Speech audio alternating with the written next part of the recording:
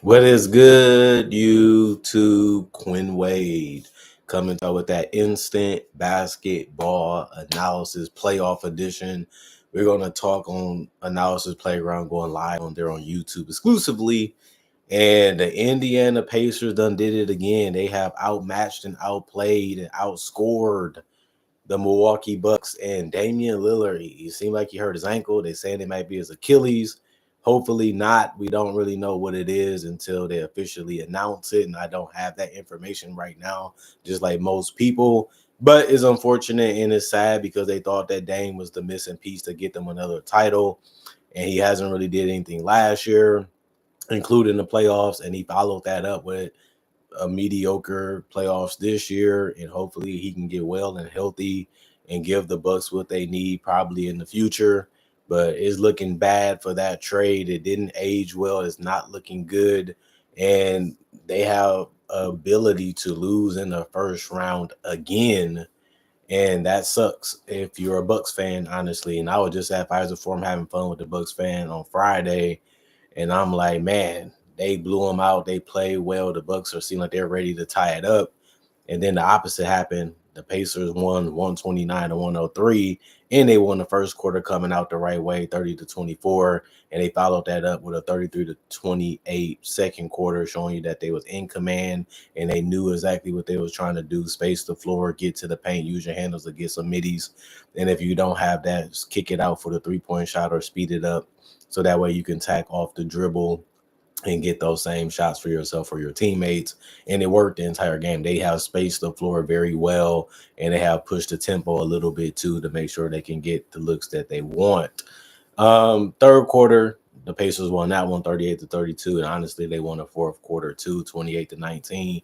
They just was the better team tonight. I picked them to win the series because I thought they was better. I did feel like the Bucks had the best player in the series, but it doesn't really matter because he can't guard all five positions at once, and he can't stop everybody from doing it to him.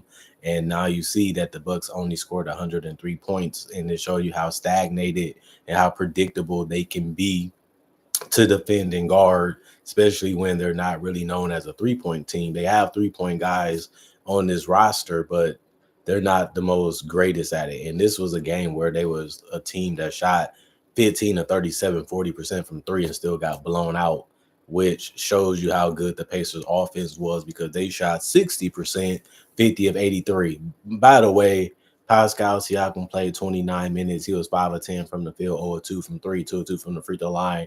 He only got 3 rebounds and 4 assists in a block, a turnover. He did get in foul trouble with 4 personal fouls, but he still played enough minutes to make a difference because the bench mob got in this game. That's how bad they was beating the Bucks. +3 and plus minus for him. He only needed 12 points to glide past the Bucks tonight. Aaron E. Smith was there when you needed him. He was 2 of 5 from 3, 5 of 8 overall from the field. He only needed 25 minutes tonight also.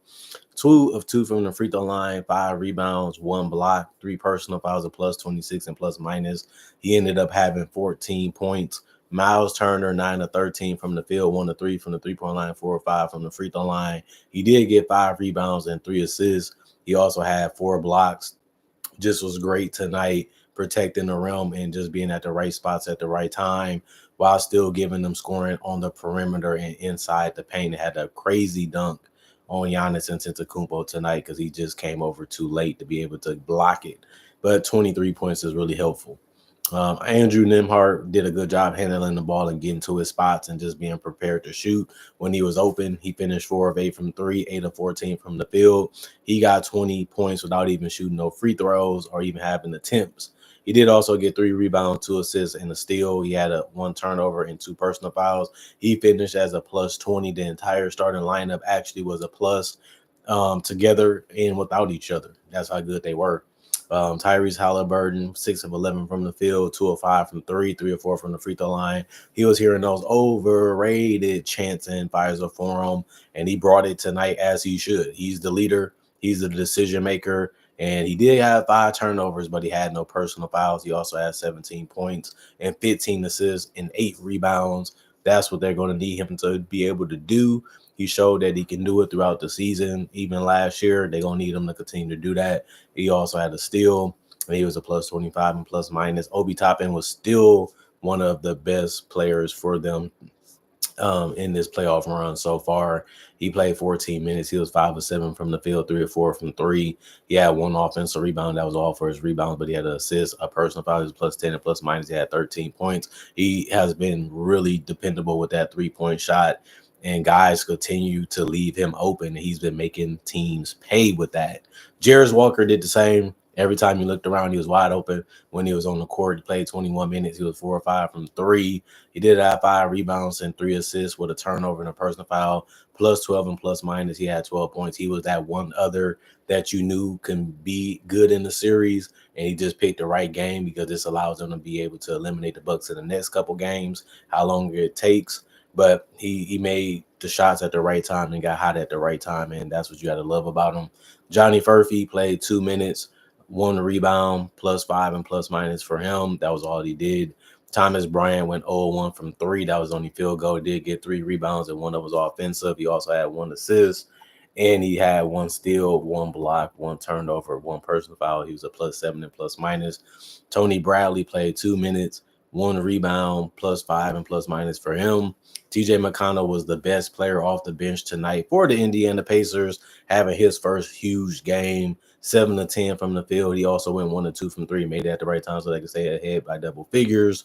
3 rebounds, 1 of was offensive with 6 assists. He was just finding ways to get to the paint, get to the basket, get to his spots, and he kept finding teammates along the way. 2 turnovers and a personal foul. He was a plus 5 and plus minus. He had the most points off the bench too with 15. And then Ben Shepherd was 1 of 4 from three, played 22 minutes just like TJ McConnell. He did get 3 rebounds. 2 of them, though, was offensive and assists. And he had a personal foul. He finished with 3 points because he made that 3. James Johnson was the only guy that didn't play tonight that was healthy. 50 of 83, like I said, 60%. They also was 18 to 39, 46% from three, and 11 to 13, 84% from the free throw line. Man, they just couldn't miss that much. And that's why if you play near perfect basketball, you can beat anybody. 41 rebounds, 36 assists. That's how much they was pushing the pace and making quick decisions all night against the Bucks defense. 3 steals, 7 blocks, 11 turnovers, and 16 personal fouls. And then the Milwaukee Bucks, they play everybody that was available to him, so it might take a little longer to close this video out. But Giannis Antetokounmpo, 34 minutes, 9 of 20 from the field. He was 0-1 from three, took 1 just to try to end the run and cut the lead. Didn't happen, though, because he missed it. He also missed only 1 free throw. That's good to see his free throw shooting doing better the last 2 games. He was 10 of 11 tonight from the free throw line. He had 28 points. They held him under 30, which is really good. 15 rebounds, 4 of them was offensive, 6 assists, 1 steal, 2 turnovers, 1 personal foul. He was a minus 28 and plus minus. Kyle Kuzma was 1 of 6 from the field, 0-1 from three, 1 of 2 from the free throw line. 1 assist, 3 personal foul, minus 10 and plus minus with 3 points. A lot of people not really happy with Kyle Kuzma. They feel like he can do more. They feel like he can be a better player. But since he's not, they've been booing him and just calling him out like Kyle Kuzma's just not that good. He hasn't really played great in this series either. And that continued tonight. Brook Lopez, 2 of 6 from the field, 2 of 5 from three, 1 rebound, 1 assist, 1 steal, 1 block, 1 turnover, 4 personal fouls, a minus 4 and plus minus with 6 points. Damian Lillard, 6 minutes because he ended up going down with an injury. He was 0-2 from the field. He did get 2 boards, 1 on his offensive with 2 assists. He finished as a minus 3 and plus minus, and he scored no points. And the other guy that was hot, and they had to put him out, and they did this game, not the last one. 32 minutes for Gary Trent Jr., 2 of 6 from the field, 2 of 5 from three. That was good, defense to find a way to make him take the shots that you want him to, and also try to take him out the game as much as possible. 1 assist, 2 steals, 1 personal foul, minus 25 and plus minus. He only had 6 points because of 2 threes that he made. Taurean Prince didn't start tonight, but he didn't do much anyway. 15 minutes, he was 0-3 from the field. It was all threes that he took, no free throws, so he finished with 0 points. 1 rebound, 1 assist, 1 turnover, 1 personal foul. He's a minus 3 and plus minus. And Bobby Portis is the guy that always helps the bench out when he comes in the starters.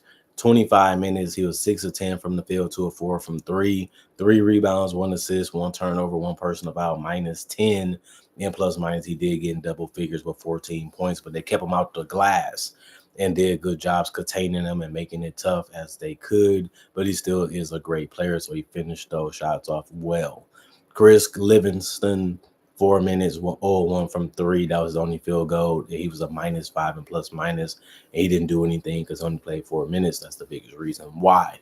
Jericho Sims played 14 minutes and he went 2 of 2 from the field and 2 of 2 from the free throw line with 3 boards and 2 of them being offensive. Out of that, with an assist in a personal foul is a +2 and plus minus. He had 6 points.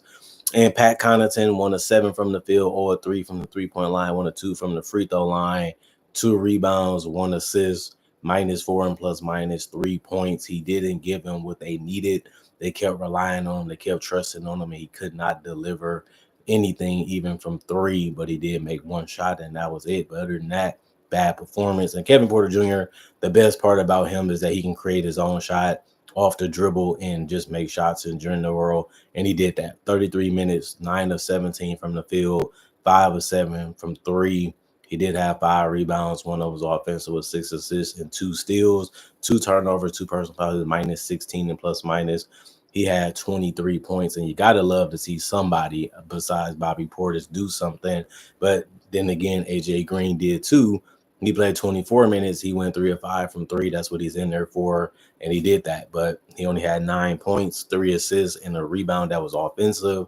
And he did have 2 personal fouls. He was a -13 and plus minus. Andre Jackson Jr., 4 minutes, and he didn't do anything at all but be a -4. And Ryan Rollins went 2 of 4 from the field and was able to cash in a 3, but missed the other one. He had an assist, and he did have 2 personal fouls, and he was a -7 and plus minus for 5 points. The bench did okay, but they need a little bit more, and this because the starters played so poorly besides Giannis Antetokounmpo.